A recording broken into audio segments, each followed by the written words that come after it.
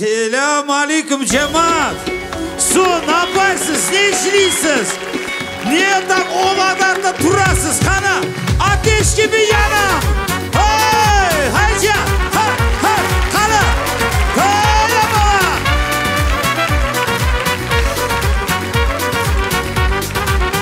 Kana parsızım yokum. Kana yeah.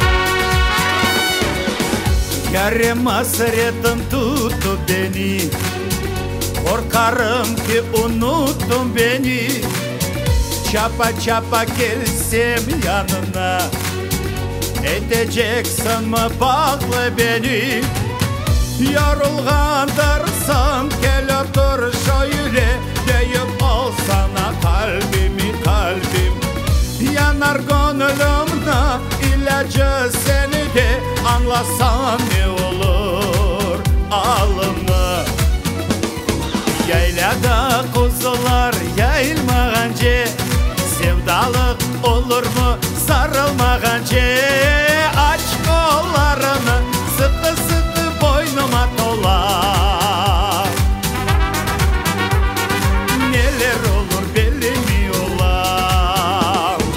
Aç kollarını sıkı sıkı boynuma dola.